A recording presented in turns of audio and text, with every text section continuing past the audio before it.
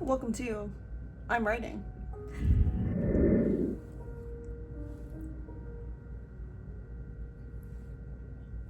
So grab your tea, grab a seat, and have a quick listen.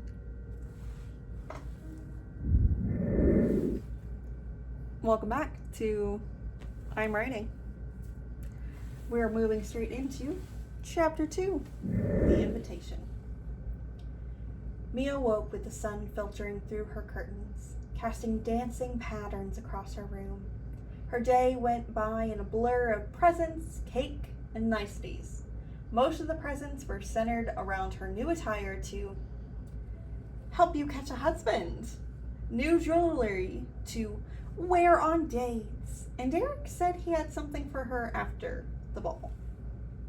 Her weekend had been a whirlwind of chatter and excitement from her parents and brother, and even the servants prepping for her birthday ball this weekend. Every noble would throw a birthday ball for their child's 20th birthday to introduce them into society. Have other nobles and even lords invited to meet the families to discuss possible marriage contracts. Mia knew that the ball was less about celebrating her and more about celebrating her future marriage. Though Mia did feel pretty in her lavender dress with the off-the-shoulder curved sleeves and the delicate lace trimming at the hem. As she gazed into the mirror, she couldn't help but feel a sense of anticipation bubbling within her. Her maid had somehow managed to do something with her awful hair by pinning it up into a braided bun, and the rouge on her lips and cheeks made her look a bit better. Even the hint of shimmer on her eyes and the painted-on brown liner helped her overall appearance. Nothing could make her as breathtaking as her parents, but her mother certainly was ready to put her daughter's best foot forward into the marriage market. Or so she thinks, Mia mused. She had wondered if she'd even make it to the ball, assuming the representative would appear and test her earlier in the day. Now Mia was starting to grow a tiny bit of concern. Maybe all Mia knew were just children's stories, and maybe her mother would get away with her plan after all. There was no use worrying any longer about such things, as now she was being escorted to the ballroom on Derek's arm and having to try to not fall down the stairs in her heels. She hated the blasted things, but did thank the stars that she had the tutelage of her mother from a young age on walking and dancing in heels. "Announcing Miss Amelia Morell of Whitemount," the herald's voice echoed through the grand hall. Then she was down the stairs, and her brother was rushed away by his adoring fans. Derek was not put on the marriage market when he turned 20. Derek's duty as a duke's son was to learn the full responsibilities and start assuming some at age 18, and then once he hit 23, a mere 1.5 years away, he'd then be eligible to offer marriage proposals to high-status nobility. Therefore, all the ladies wanted to get on his list of potential suitors. Most men entered the marriage market later than the ladies, which Mia felt was unfair, as they were given more time for freedom. While her brother was preoccupied, and her parents were off chatting with potential partners' parents for their just now 20-year-old daughter, Mia chose to partake of the gorgeous feast laid out before her. The tables were adorned with decadent delicacies, each dish more tantalizing than the last. She had just finished stuffing her face when she noticed a shadow looming beside her. Turning, she was caught in the striking gaze of a tall, impeccably dressed man with piercing blue eyes. "Miss Morell," he bowed, then raised an eyebrow. "Have we met before?" he inquired with poised eloquence. She was taken off guard with both his looks and his charm, and then processed his question. Though she knew her own brother to be handsome, she recognized that this was through others' words more than her own opinion, and that this man was, for the first time in her life, in her own opinion, gorgeous. "I apologize, sir. I do not believe so, unless you've been here on business before. My mother did not allow me into high society during my youth, as she felt the daughter of a duke would be better off spending that time diligently learning to be a good potential wife. She responded, surprised at how much she shared with the stranger. He grinned sheepishly at her. I see. His blue eyes twinkled under the light bouncing off the chandelier. She started to say something more when her mother approached. Darling, I have someone I wanted you to... Oh, I suppose that can wait a moment. Her mother peered at the man beside her. Her father came and stood beside her mother with his arms placed gently on her shoulders. Relax.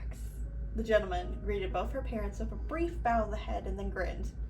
This won't take long, but I have a feeling you'd like this away from the crowd. He gestured to the ballroom and its many occupants. This way, Mia's mother hissed and escorted Mia, the gentleman, and her father to the gardens in a hurry, making comments along the way to guests about just giving my daughter her final present, be right back, or other such excuses as to not be followed.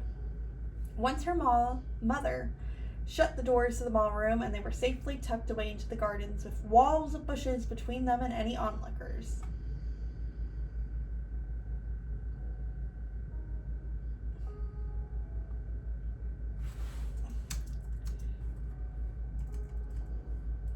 And we're now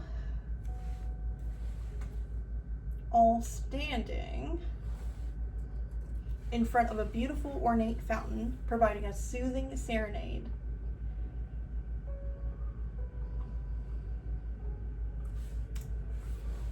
Only then, the gentleman turned to Mia's family with a focused gaze. Okay, so what's this all about? Why did we leave my party so suddenly? Mia questioned, raising an eyebrow at her parents and noting her mother's despondent appearance. Who are you, really, sir? The strange gentleman's blue eyes seemed to shine for a moment of what appeared to be glee at the question as he approached her and put his face right next to her ear. Mia was turning a deep shade of red, whether due to anger at the possible forced romance of her parents' whims or the handsome man standing so close she couldn't say. You've waited for this day for so long, he whispered into her ear. Surely you haven't forgotten who I could be representing. He smirked as her features turned from angry to stunned, and then announced to them all while holding up an official seal. I am the representative from the Academy. I'm here to complete the testing, and, depending on the outcome, your daughter will either come with me or return to this grand birthday celebration. Her mother's expression darkened, but then turned back to a smile, and Mia heard her sharp laugh. That's right! You seem to know that she will be returning to this grand birthday, as she, pointing at Mia, has no magical affinity whatsoever. I'll be the judge of that. The stranger stated in a tone that portrayed the esteemed Academy official business, but Mia noted a hint of aggression biting at the end of his words. Next thing she knew, he grabbed her hand and a jolt of energy surged through her entire body. Mia gasped, her eyes wide with shock. She felt something spark within her. This is different than when she'd simply used her water magic before. This felt more raw, more urgent.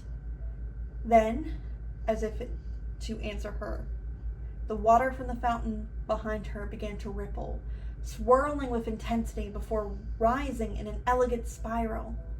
Mia gasped as the Academy rep let go of her hand, and she still felt the rush of power, but a coolness without his touch, as though her magic was lessened without him.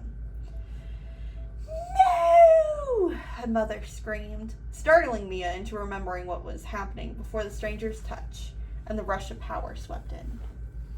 Her father shook his head at her mother and pulled a pack that was hidden under one of the benches that was positioned just steps away. Mia, he began, voice firm yet gentle, you must leave with the Academy official.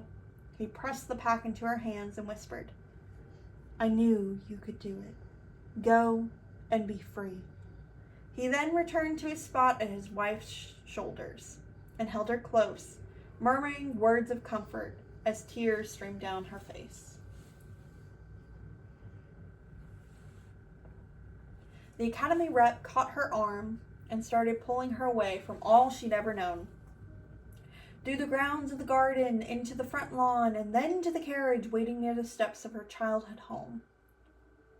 This is what it will be now, she thought. Just my childhood home before the academy. Suddenly she heard steps echoing behind her. It was Derek, her older brother, running to catch up. "Mia? Wait, what's happening? Mia? Mia, you have magic? Mia!" he shouted, his eyes wide with a mixture of wonder and disbelief. As if to prove his disbelief wrong, the air around Mia shimmered and sparkled, revealing a faint outline of power. Derek took 2 steps back and straightened himself.